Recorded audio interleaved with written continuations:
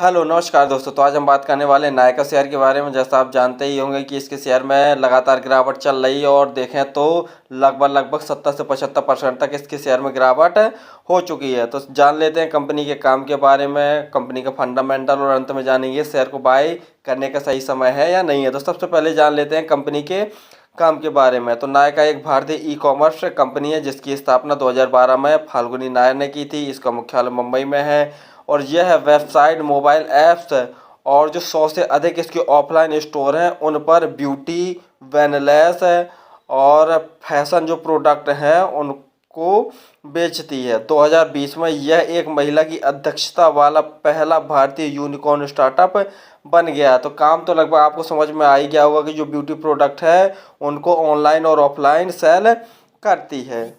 का ऐसे उत्पाद भी बेचती है जो भारत के साथ साथ अंतर्राष्ट्रीय स्तर पर भी निर्मित होते हैं। 2020 में इसने अपने प्लेटफॉर्म पर 2000 से अधिक ब्रांड भी बेचे हैं।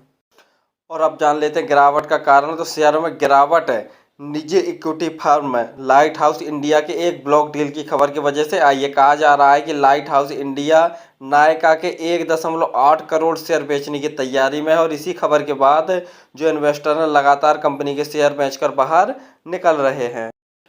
और दूसरा गिरावट का कारण ये भी है कि ब्रोकरेज फर्म मैकवेरी ने अंडर परफॉर्म रेटिंग के साथ सौंदर्य ई रिटेलर पर कवरेज शुरू किया और इसने 115 रुपये इसका मूल्य निर्धारित किया और अभी देखा जाए तो लगभग 137 रुपये के आसपास इसका मूल्य चल रहा है। तो हो सकता है कि थोड़ा सा और गिरावट हमें देखने को मिल जाए।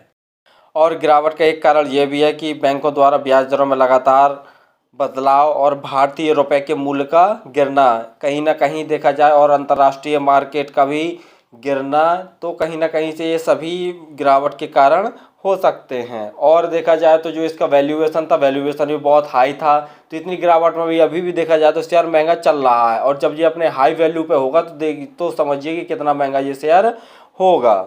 फंडामेंटल जानने से पहले आप हमारे चैनल को सब्सक्राइब जरूर करें ताकि आपको समय समय पर शेयर मार्केट संबंधी जानकारी, आईपीओ संबंधी जानकारी और रिजल्ट संबंधी जानकारी मिलती रहे। चलिए अब देख ले रहे हैं कंपनी के फंडामेंटल। कंपनी का मार्केट कैप देखते हैं तो 39,264 करोड़ कंपनी का मार्केट कैप है। वहीं स्टॉक का पी देखते हैं तो 1607 है और देखते हैं इंडस्ट्री का पी 56.2 है। यानी देखते हैं कि अभी भी ये शेयर कितना महंगा चल रहा है इतनी गिरावट के बाद भी। लगभग जानते ही हैं आप, जैसे 75% के आसपास गिरावट हो चुकी है और इतनी गिरावट के बाद भी देखिए स्टॉक का पी कितना महंगा चल रहा है।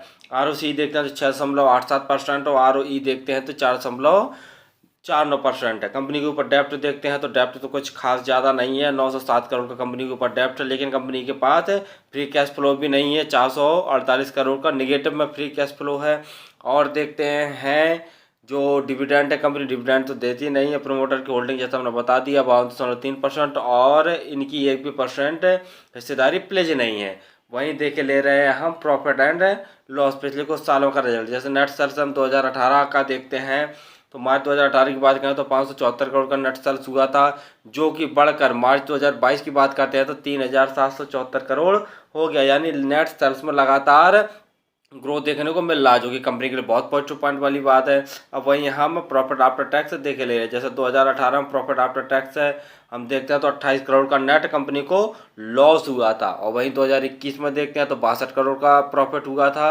और 2022 की बात करते हैं तो 2022 में गिरावट आई है प्रॉफिट में, 41 करोड़ का नेट प्रॉफिट हुआ था। यानी नेट सेल्स बढ़ रहा है और धीरे धीरे प्रॉफिट भी बढ़ रहा है। तो कहीं ना कहीं ठीक ठाक सारी काफ़ी बढ़ाई है। दिसंबर माह के क्वार्टर में देखते हैं तो 6.16 से बढ़ाकर 11.06% कर लिए। म्यूचुअल फंड ने भी अपनी हिस्सेदारी बढ़ाकर 2.16 से बढ़ाकर 4.06% कर ली। इंश्योरेंस कंपनियों ने भी अपनी हिस्सेदारी बढ़ाई 0.48 से बढ़ाकर 1.94% कर ली है। DIA ने भी थोड़ी सी हिस्सेदारी बढ़ाई है तो DIA की हिस्सेदारी 0.34% और हम जैसे रिटेल भाइयों की हिस्सेदारी 30.24% है।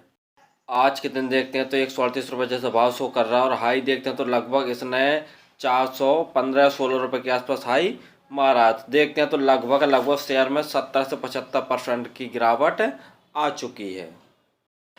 फाइनली जान लेते हैं क्या इन शेयरों में इन्वेस्ट करने का सही समय है या नहीं है। तो जैसा आप जानते हैं कि इनके शेयरों में बहुत ज़्यादा गिरावट आ चुकी है और एक ब्रोकरेज फर्म के अनुसार इसका भाव है वो 115 तक जा सकता है। तो ज़रूरी नहीं है कि 115 तक ही जाए, लेकिन देखा जाए तो उसके आसपास तक ही आ गया, लगभग 137 रुपये तक ये भाव आ गया है।